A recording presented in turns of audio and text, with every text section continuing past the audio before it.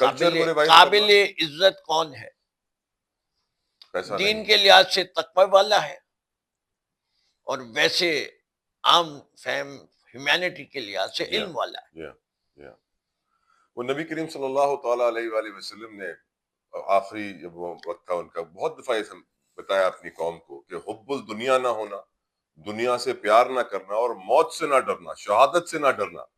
اور آج دیکھا جائے تو پوری ہماری نیشن، دنیا کی ساری آبادی حب الدنیا ہے، پیسے کے پیچھے بھاگ رہی ہے. یہی خواہش ہے کہ بڑا گھر، بڑی گاڑی، بڑا نوکر، میرے پاس زیادہ سے زیادہ بینک بیلنس ہو اور میں اتنا ہی کامیاب سمجھا جاؤں گا. خیر، نقوی صاحب نا، اب سوسائٹی سے ہم تھوڑا سا آگے بڑھیں، اور سوسائٹی سے کنیکٹڈ ہے معیشت کی بات میں کرتا ہوں تو مجھے نظر آتا ہے، میرا یہ ہے انالیسس، آپ بھی ڈس ایگری کر سکتے ہیں نقوی صاحب، آپ بھی ڈس ایگری کر سکتے ہیں، کہ شاید آج پاکستان کو ضرورت ایک ایسے معاشی لیڈر کی ہے جیسے جس میں ظفر عباس from JDC، Maulana Bashir Farooqui from Saylani, Faisal Edhi from Edhi, ان لوگ کو اگر ہم ایک جماعت بنا کے ملک کے لیڈر بنا دیں کہ آپ معیشت چلائیں، تو میری نظر میں شاید ہم بہتری کی طرف جا سکتے ہیں.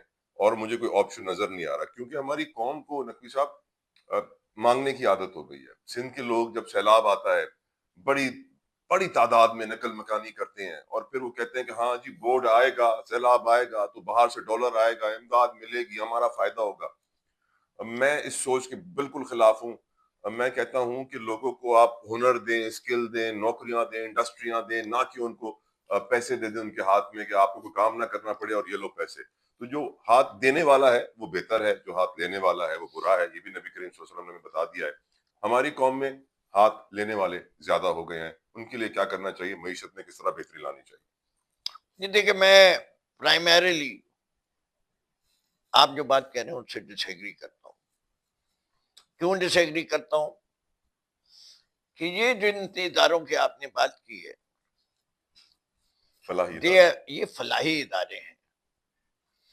ہمیں چاہے وہ کنفیوشس کی بات لے لیں یا ہمارے دین کی بات لے لیں، ہر جگہ سے یہی آتی ہے کہ آپ نے مچھلی کھانی نہیں سکھانی، مچھلی پکڑنی سکھانی. آپ نے دولت کو سرکولیشن میں رکھنا ہے، ذخیرہ اندوزی نہیں کرنی. آپ کی ذمہ داری ہے کہ خدا نے جو جو نعمتیں آپ کو دی ہیں وہ نعمتیں آپ خود بانٹیں. دین اسلام جو ہے وہ ایک سوشل ویلفیئر کا مطلب ہے. میرے لیے 40 گھر ادھر، 40 گھر ادھر، 40 گھر ادھر، اگر کوئی بھوکا سو جائے میں جواب دوں.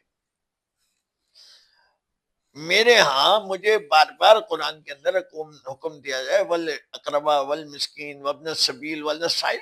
بالکل.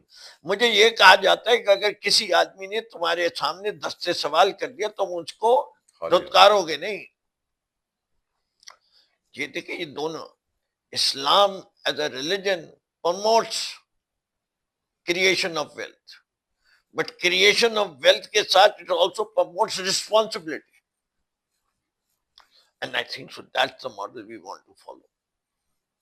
اسی لیے ہم ریاست مدینہ کی بھی بات کرتے ہیں، بار بار کرتے ہیں، اسلامک ویلفیئر اسٹیٹ کی بھی بات کرتے ہیں.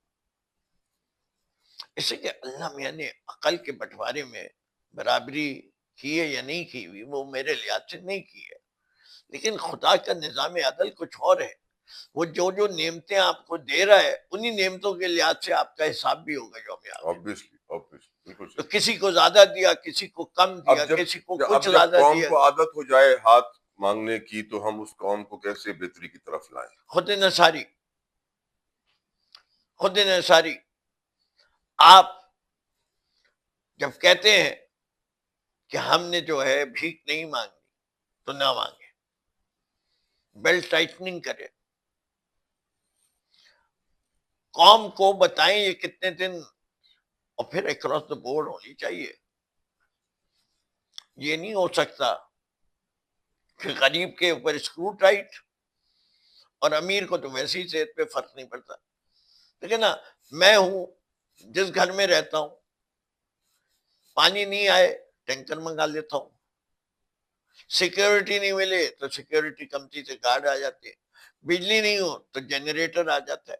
مجھے تکلیف کا کیا احساس؟ بالکل صحیح. تکلیف تو اس کو ہے، لیکن مجھے تکلیف بڑی ہے اسی لیے سیاست میں آیا کہ مجھے پتا ہے کہ سیاسی طور پہ غریب نہیں لڑ سکتا، غریب کے لیے امیر ہی جب تک کھڑا نہیں ہوگا غربت کو نہیں جائے گی، اور غربت ختم کرنے کا طریقہ جو ہے وہ یہ ہے کہ اس شخص کو اتنی اپارچونٹی دے دو کہ وہ خود انٹرپرینر بن کے آگے بڑھ سکے۔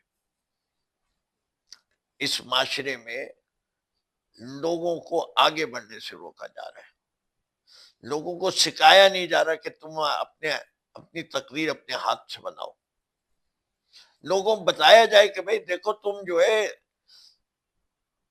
خشکا اور دال بھی بیچ کے شروع ہو سکتے ہو،